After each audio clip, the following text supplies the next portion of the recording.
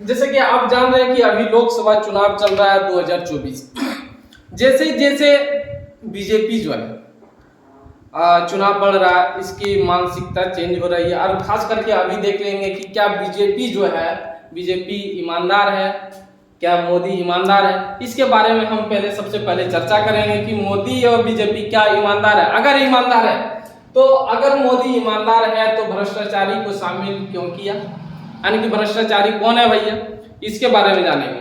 सबसे पहले देखेंगे हम इनमें कि हाउसिंग घोटाला नारायण राणे जो बीजेपी में शामिल, जो घोटालाबाज अगर बीजेपी में आ जाता है वो साफ सुथरा नेता हो जाता है, वही अगर वो विपक्ष में रहता तो उसे जेल भेज दिया जाता है।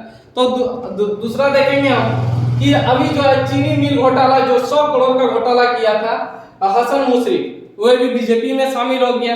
अब बीजेपी में शामिल हो गया तो उसका कोई भी केस अभी सारा क्लोज हो गया है। अगला चीज देखेंगे, तीसरा पॉइंट, कि महाराष्ट्र में सदन घोटाला जो है हुआ, और वो छगन भुजबल जो है वो महाराष्ट्र का सदन घोटाला किए, वो अभी बीजेपी में शामिल हो गया। बीजेपी में शामिल होने के बाद उसका केस अभी क्लोज कर दिया गया है। यानी कि जो बीजेपी में जो आज है वो साफ सुथरा नेता आ जाता, विपक्ष में है तो वो भ्रष्टाचारी है। अभी देख सकते हैं देश की स्थिति क्या है, खास करके बीजेपी वाले क्या कर रहे हैं। एविएशन घोटाला जो है, एविएशन घोटाला प्रफुल्ल पटेल जो है वो भी बीजेपी में शामिल हो गया। भैया जब तक बीजेपी में आ जाइएगा तो आपके पीछे कोई प्रॉब्लम नहीं होगा आपके साथ, लेकिन जब आपका विपक्ष में है तो आपको जेल जाना पड़ेगा। अब देख रहे हैं कि बीजेपी का क्या स्थिति है। अगला देखेंगे, अभी असम सीएम जो पहले कांग्रेस का नेता हुआ करते थे, उसकी पत्नी पे करोड़ों का आरोप था जब वो कांग्रेस की सरकार में थी, लेकिन अब जब वो बीजेपी में शामिल हो गया, वो भी हेमंत विश्व बीजेपी में शामिल हो गया, तो सोच लीजिए उस पर भी कोई कार्रवाई नहीं हो रहा। जितने भी करप्ट लीडर जो कांग्रेस में था आज बीजेपी में आ गया तो उस पर कोई कार्रवाई नहीं होगा, क्योंकि सत्ता में अभी मोदी जी। मोदी के साथ आइए, आपका स्वागत है, विपक्ष में रहिए तो आपको जेल जाना पड़ेगा, चाहे वो भ्रष्टाचारी हो या कोई भी। अगला देखेंगे आप,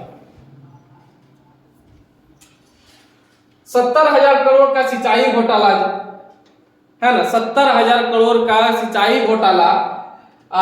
अजित पवार वो भी बीजेपी में शामिल हो गया, लेकिन पहले जब कांग्रेस में था तो उसके ऊपर आरोप पे आरोप लगाया जा रहा था, लेकिन वो अभी बीजेपी में शामिल हो गया तो उस पर कोई आरोप नहीं।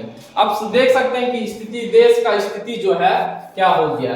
खास करके अभी आप देखेंगे कि जितने विपक्ष को बीजेपी हमेशा जो है ना जेल में बंद करने का ये ठान लिया, क्योंकि अगर विपक्ष कमजोर रहेगा तभी तो इसका जो स्टेटमेंट है ना कि 400 पार 2024 लोकसभा में, तो 2024 लोकसभा में तभी 400 पार होगा जब इसके सामने कोई विपक्ष होगा नहीं। जैसे बोलता है ना कि अखाड़े में 2 पहलवान की जरूरत होती है, अगर एक पहलवान रहेगा ही नहीं तो अकेले पहला पहलवान कूदेगा और वो अपने आप को विजय घोषित करेगा।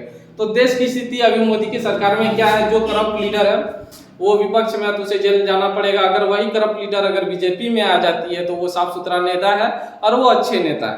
तो इस वीडियो को देखें हमारे YouTube चैनल और कमेंट करें कि ये क्या सही है हमारे देश के लिए या गलत है। Thank you.